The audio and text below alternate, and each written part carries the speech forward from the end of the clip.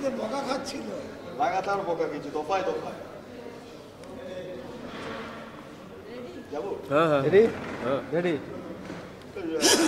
আবার নতুন করে বিভিন্ন জায়গায় বাড়ি হেলে পড়ছে, একের পর এক বাড়ি হেলে যাওয়ার ঘটনা অব্যাহত। তাহলে কি পৌরসভার কোথাও গাফিলতি ছিল? এতদিন ধরে নজরে আসেনি?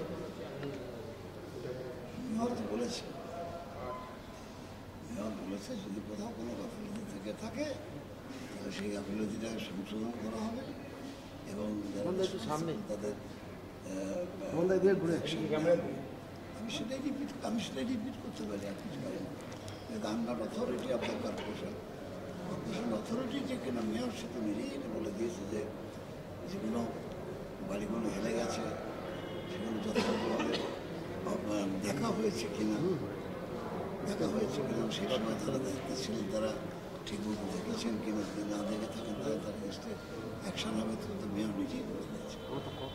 রাজ্য সরকার আর্থিক কারণে ফাঁসি চাইছে, সিবিআই ফাঁসি চাইছে, অভয়ের বাবা মা তারা বলে ফাঁসি চাইছে, আমাকে দেবেন, এটা একটা অভূতপূর্ব ঘটনা।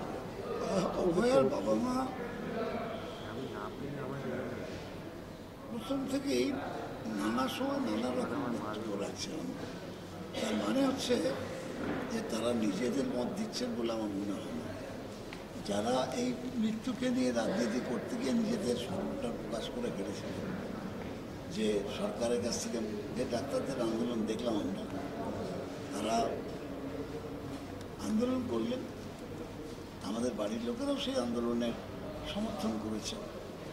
রাতে বাড়ির থেকে মেয়েরা গেছে রাস্তায়, তার অনেক মেয়েকে যেতে দেখেছি আমরা, কাউকে কিন্তু পরবর্তীকালে সেটা এমনভাবে প্রকাশ পেল যে ডাক্তারদের আন্দোলন, ডাক্তারদের কোনো নৈতিকতাই ছিল না। তারা মানে সরকারের মাইনে নিয়েছে আর প্রাইভেট প্র্যাকটিস করেছে, নাম দিয়ে একদম বেরিয়ে গেল যারা কতগুলো সংখ্যা তারা। ফলে তাদেরকে যারা পরিচালনা করছিল মার্ক্সবাদী কমিউনিস্ট পার্টি, তাদের স্বরূপটা প্রকাশ পেয়ে গেল। এখনও আমার ধারণার কথা বলছে যে এখনও বাবা মা ওই সিপিএমের তারা পরিচালিত হচ্ছে, তাই সিপিএম তার নিজের রাজনৈতিক অভিসন্ধিকে পূরণ করার জন্য, তাদের উদ্দেশ্যকে পূরণ করার জন্য বাবা মাকে ব্যবহার করছে। একদম একদম পরিষ্কারভাবে এটাই যে ওই একদম এখানে কোথায় একটা মানে হৃদয়ের ব্যাপার, এটা রিয়ার ছেলে একটা মেয়েকে এইভাবে পৈশাচিকভাবে যখন মারলো, সেই মৃত্যুটাকে নিয়ে সিপিএম রাজনীতি করছে। একটা বিষয়, ওয়াকফ নিয়ে যে যৌথ পার্লামেন্টারি কমিটি গঠন হয়েছিল, তো সেখানে অনুমোদন পেয়ে গেল। 31শে জানুয়ারির মধ্যে রিপোর্টটা দিতে হবে এবং তারপর সেটা বাস্তবায়িত হবে। ওয়াকফ নিয়ে এবার আপনাদের কী ভাবনা? কারণ অলরেডি যারা বিরোধীরা ছিলেন তাদেরকে অনেকে সাসপেন্ড করা হয়েছে, কী বলবেন? আইনটা কেন্দ্রীয় সরকার, রাজ্য সরকারেরও আছে, সেখানে অ্যামেন্ডমেন্ট করার রাইট আছে।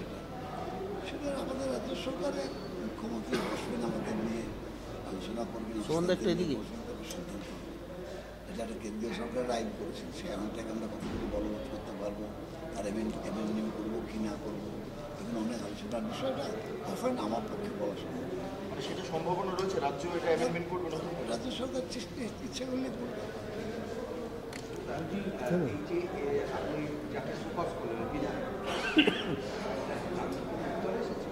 কাল আসেনি, কাল গতকাল দেখা করেছে, উত্তর দেবেন, দিয়ে দেবেন। ব্যক্তিগতভাবে আমাকে যা বলার বলেছে, কিন্তু লিখিতভাবে দিই দেয়। কে করলেন তার দায় আমি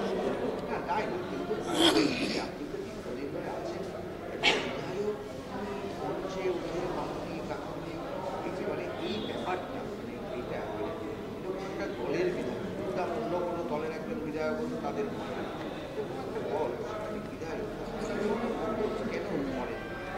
আপনি কি মনে করেন কেন করে জবাব দিতে পারবো না? আমি কি করে ফেলি হঠাৎ করে ক্ষমতা জবাব দিতে পারবে না? আমার নির্দেশ না। বিধায়ক কেন করেন এই উত্তর আমি কি করে দেবো? তাহলে সকাশ কেন করবেন? তাহলে নির্দেশেই তো করেছি, আমি তো আমার ইচ্ছাই করি।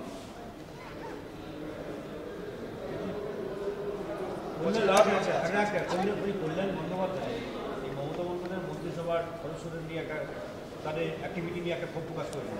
তারপরে আপনি হচ্ছে প্রতিক্রিয়া জানান। কল্যাণ বন্দ্যোপাধ্যায় পরে ক্ষমা চেয়েছেন বিশেষ করে আপনার কাছে, হ্যাঁ, যে আমি আপনাকে বলতে চাইনি কয়েকজনের বিরুদ্ধে তার খুব পরবর্তীকালে সেটা নিয়ে তিনি দলের ভিতরে আলোচনা করেন। এটাকে আপনি কীভাবে দেখছেন? মিটে গেছে সমস্যা, সমস্যা মিটে গেছে তো। আর কিছু দেখাতে কিন্তু নেই। উনি দুঃখ প্রকাশ করেছেন, দাঁড়িয়েছিল না। আমি বলেছিলাম যে আমার চালচলনে যদি কোথাও কোনো এরকম ধরনের আমি বিধায়ক, আমি একজন মন্ত্রী বলে জেনারেলাইজ করেছি। নিজেদের মধ্যে কিছু বলতে নেই, তাহলে মানিটা আমি কোনো উত্তর দিতাম না। বলতেন মন্ত্রী আজ ভুল বলেছিস, সেখানে আমি একজন মন্ত্রী হিসেবে আমার গায়ে লেগেছে। আমি যে আমার কালচারে যদি কোথাও কোনো এই ধরনের ব্যবহার প্রকাশ পেয়ে থাকে, প্রয়োজনে মন্ত্রিসভা থেকে ছেড়ে দেবেন, মন্ত্রিসভা থেকে বেরিয়ে আসবে। কথা কল্যাণ আমার খুব বিশ্বাস পরিচিত এবং আমি আমার সঙ্গে দীর্ঘদিনের পরিচয় পরিবারের সঙ্গে আমার যাতায়াত ছিল রেগুলার একটা সময়। সেই সূত্রে আমি মনে হয়েছে যে ওর এই উক্তিটা যথাযথ হয়নি, তাই বলেছি। এটা আমি কল্যাণ ব্যানার্জি নিজেই হচ্ছে শৃঙ্খলা রক্ষা কমিটির সদস্য। হ্যাঁ, কল্যাণ ব্যানার্জি নিজেই শৃঙ্খলা রক্ষা কমিটির সদস্য। তার কি একটু সংযত হয়ে কথাবার্তা করা উচিত? যেহেতু এত বড় একটা পদে আছে, শৃঙ্খলার মধ্যে একটা বিষয় আছে। পার্লামেন্টে হ্যাঁ, মানে তৃণমূলের পার্লামেন্ট সংক্রান্ত যে শৃঙ্খলা রক্ষা কমিটি তার সংখ্যা এটা তো অনেক বড় পদ। এখানে কি আরো একটু সংযত হয়ে কথা বলতে পারবো? এটা নিয়ে আমি কোনো মন্তব্য করতে চাই না। এটা এটা আমাদের দিদিমণি যা বলার বলবেন, এটা আমি কোনো মন্তব্য করতে চাই না। এটা নিয়ে আমি সেই জায়গা দলের সেই দায়িত্বে তো আমি নেই। এটা সুব্রত বক্সী বলতে পারে, আমি বলতে পারি। বলছি কলকাতাতে পাঁচজনের সঙ্গে আগ্নেয়াস্ত্র সহ বেশ কয়েকজনকে গ্রেপ্তার, পাঁচজনকে আগ্নেয়াস্ত্র সহ গ্রেপ্তার করেছে। শিউড়িতে দেখা যাচ্ছে দুজন আগ্নেয়াস্ত্র দিয়ে দাপাদাপি করেছে। মালদাতে দেখা যাচ্ছে আগ্নেয়াস্ত্র নিয়ে গুলি চালিয়ে একদম কম্পিটিশন হচ্ছে। এই শিউড়িতে এখনই ঘটছে, প্রায় ধস্তাধস্তির মতো পরিস্থিতি আগ্নেয়াস্ত্র নিয়ে দাবি করেছে। আমি দেখি যখন ওই মেয়ে নির্যাতন চলছে, যখন হেলে পড়া বাড়িতে হেলে পড়া বাড়ি চলছে, এটা তোমাদের খোরাক।